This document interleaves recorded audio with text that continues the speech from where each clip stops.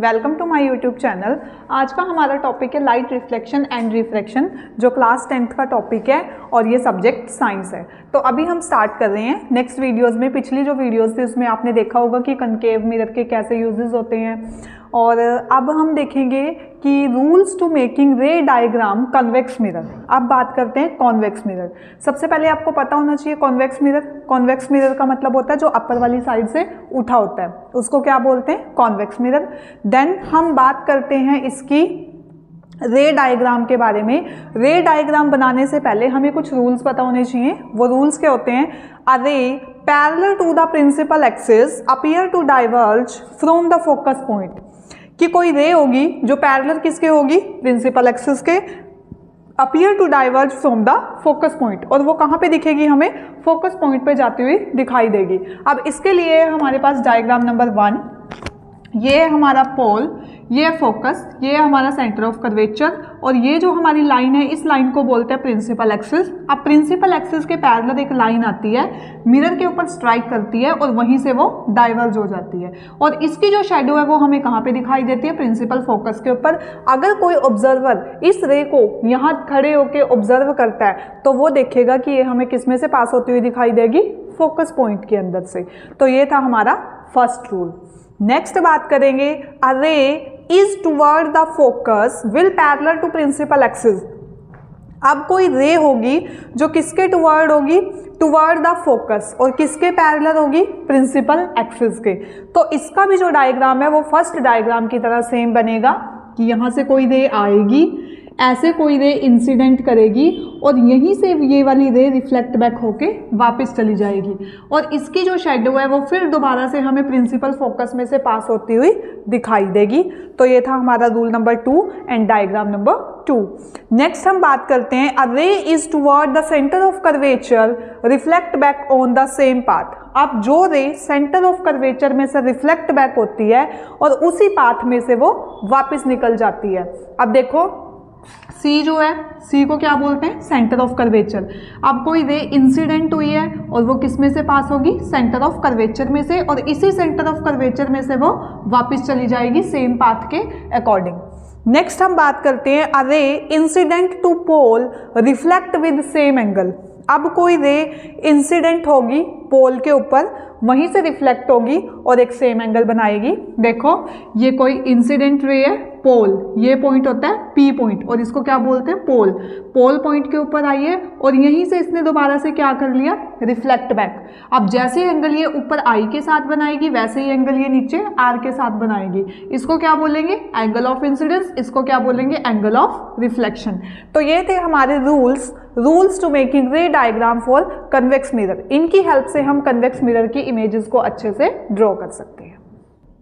Next topic है हमारा रे diagram for image formed by convex mirror. अब रे डायग्राम बनाने हैं, इमेज फॉर्म्ड किससे होगी? कन्वेक्स मिरर की हेल्प से। तो सबसे पहले क्या होगा? व्हेन ऑब्जेक्ट एट इन्फिनिटी, जिस टाइम पे हमारा जो ऑब्जेक्ट होगा वो कौन से पोजीशन पे होता है? इन्फिनिटी पॉइंट पे। तो सबसे पहले हम ड्रॉ कर लेते हैं। ये हमने ड्रॉ की है प्रिंसिपल एक्सिस। अब प्रिंसिपल एक्सिस के ऊपर हमारे पास है मिरर, कॉन्वेक्स मिरर, ये है फोकस, और ये है सेंटर ऑफ कर्वेचर, यहाँ पे होता है पोल, और ये वाली लाइन कौन सी है? अपनी प्रिंसिपल एक्सिस। अब उसने बोला है when object is at infinity. Infinity का मतलब होता है बहुत ज़्यादा दूरी पे। किसी बहुत ज़्यादा दूरी पे आपके पास क्या रखा हुआ है? कोई ऑब्जेक्ट रखा हुआ है, वहाँ से कोई इंसिडेंट रे आती है मिरर के ऊपर,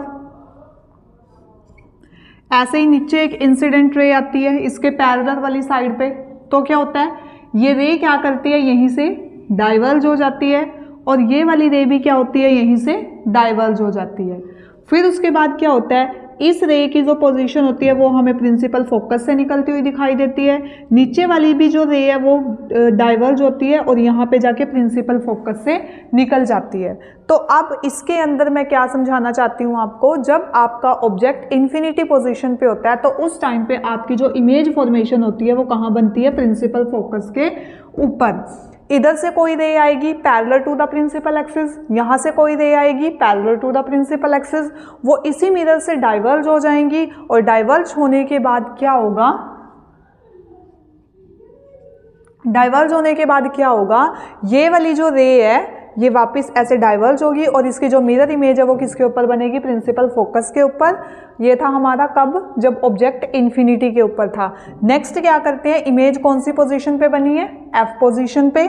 और नेचर क्या इमेज का, वर्चुअल एंड इरेक्ट। वर्चुअल मतलब डॉटेड लाइन वाली, इरेक्ट मतलब बिल्कुल सीधी इमेज है। साइज कैसा है इस इमेज का, पॉइंट साइज इमेज हमें यहाँ पे मिली है। उसके बाद हम बात करते हैं when object between pole and infinity. जब आपने अपने ऑब्जेक्ट को पोल और इन्फिनिटी के बीच में रखना है, तो पोल और इन्फिनिटी के बीच में इधर आएगा आपका प्रिंसिपल फोकस, यहाँ आएगा आपका सेंटर ऑफ कर्वेचर और इधर आएगा आपका पोल। अब आपका जो ऑब्जेक्ट है between infinity and pole, infinity और पोल के ऊपर आपने ऑब्जेक्ट को रखा है, तो पहले एक रे आएगी, ऐसे स्ट्राइक करेगी और जो रे आपके पास आई है वो रे आपको कैसे दिखेगी, प्रिंसिपल फोकस में से पास हो जाना है उस रे ने।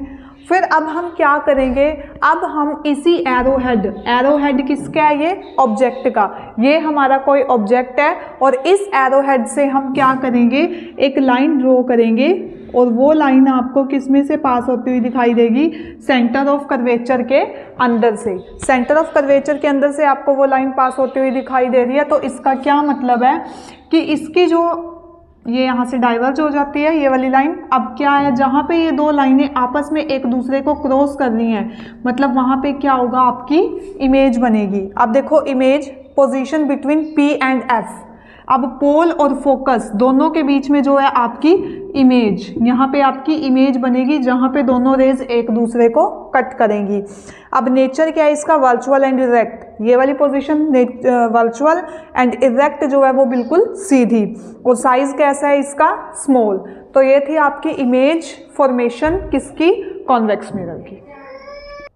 Next topic is uses of convex mirror. अब कन्वेक्स मिरर की हमने इमेज फॉर्मेशन भी कर लिया है, कॉन्वेक्स मिरर की रे डायग्राम कैसे बनते हैं वो वाले रूल्स भी हमने कर लिए हैं। अब हम करेंगे uses of convex mirror. Convex mirror के यूजेस कौन कौन से हैं, used in rear view mirror in vehicles because it always give erect through diminish image.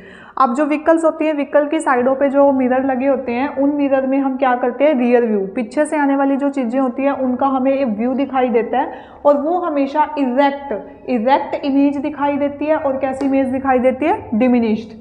It have wider field of view, और दूर तक का वो बहुत सारा फील्ड हमें दिखा देता है। कौन, कॉन्वेक्स मिरर।